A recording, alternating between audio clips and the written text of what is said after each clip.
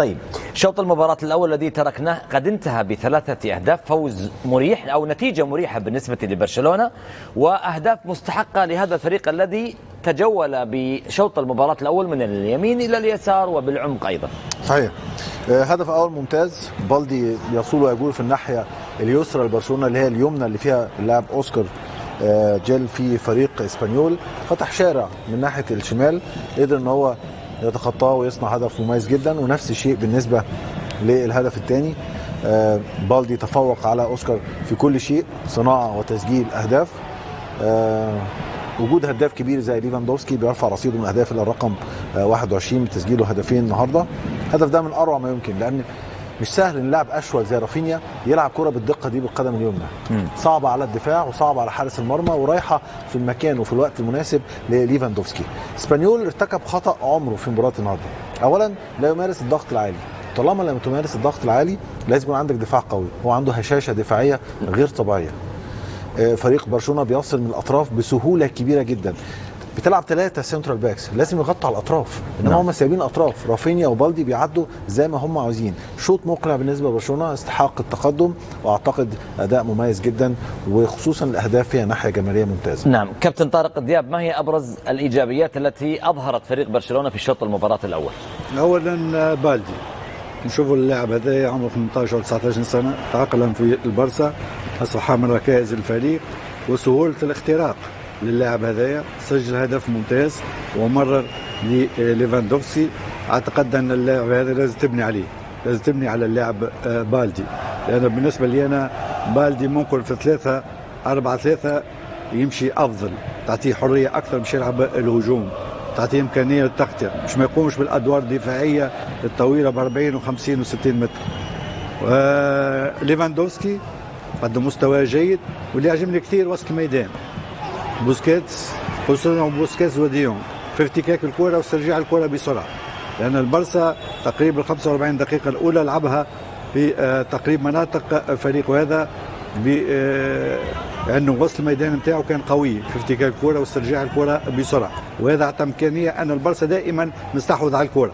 طبيعي انا بيدري ورافينيا ونشوفوا حتى كوندي يتقدم ويسدد، ولهذا اليوم الاطراف كانوا ممتازين، لاعبين بوسكيتس وديونغ في افتكاك الكره واسترجاع الكره، وبيدري بطبيعه الحال وجافي مع ليفاندوفسكي. ليفاندوفسكي يتحرك كثير اليوم، وهام جدا لما يكون عندك لاعب ممتاز لازم التمريرات العرضيه، لانه يعني في القائم الاول شاهدناه، في القائم الاول شاهدناه، في القائم الثاني عنده امكانيات بدنيه هائله، التمركز نتاعو الجيد، ولهذا اللاعب على الاطراف اليوم اعطى معناتها نتائج ممتازه بالنسبه للبرسا، سواء بالدي على الجهه اليسرى نعم، او رافينيا وكوندي على الجهه اللي شوفوا لهنا، يعني في تقريبا 3 امتار توغل ومرر، يعني شوفوا سرعه اللاعب هذا وامكانياته الفرديه. ولهذا بالنسبه لي انا الموسم القادم عنده امكانيه تشافي باش يلعب ب3 مدافعين، كوندي ولاعب وكريستنسن واروخو، ويعطي امكانيه لبالدي باش يلعب على الجهه اليمنى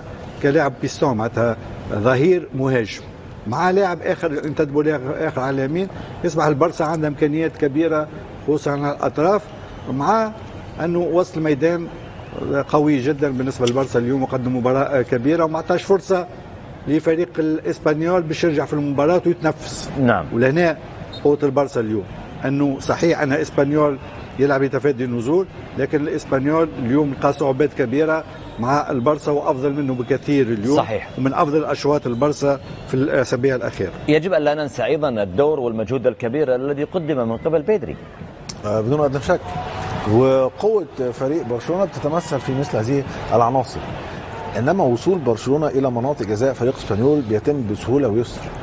الاطراف الحقيقه لها دور كبير جدا، بص الناس بتوصل مفيش اي مقاومه. لويس جارسيا مدير الفني لنادي اسبانيول بيلعب ب5 في الدفاع، لما تلعب ب5 في الدفاع يبقى انت بتحاول تغطي عرض الملعب كله، بتحاول تضع اكبر عدد ممكن من المدافعين وتعمل تغطيه على الاطراف، وده ما بيحصلش في مباراه النهارده. والدليل الاطراف النهارده فريق برشلونه بيتجاوزها بشكل كبير جدا، مفيش تغطيه من المدافعين، مفيش قدره على قطع الكره بالنسبه للاعبي الاطراف، علشان كده فارق الامكانيات واضح جدا بين الطرفين. فريق اسبانيول لم يصل الا في كره واحده بتاعت اللاعب بريث ويت وانقذها تير شتيجن بشكل رائع جدا. نعم. الحقيقه رافينيا لعب الكره دي بشكل ممتاز. لما يكون عندك مهاجم زي ليفاندوفسكي في انتظار مثل هذه الهدايا بيقبلها على طول.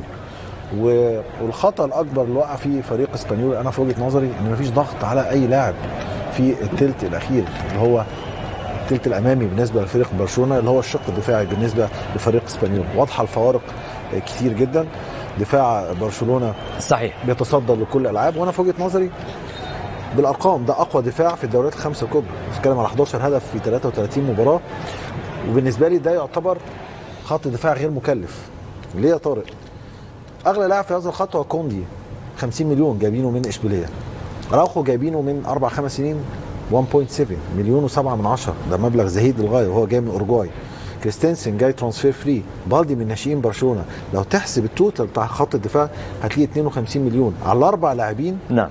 في بعض خطوط الدفاع في انديه اخرى اسعار المدافعين بيتجاوز اضعاف هذا المبلغ. عشان كده انا شايف ان برشلونه يسير بشكل صحيح. ممتاز جدا مع تشافي حتى الان. ولا ننسى ايضا ان بالدي الذي عوض الجهه اليسرى في فترة سابقة كان هناك ثغرة في برشلونة في الجهة اليسرى، ولكن وجود بالدي قد وجود ألبا على فكرة في ناحية الهجومية ممتاز، انما دفاعيا طبعا اقل بكتير. ممتاز. أنا معاك إن بالدي يسدد خصوصا حتى في يعني عدم وجود فاتي وألبا.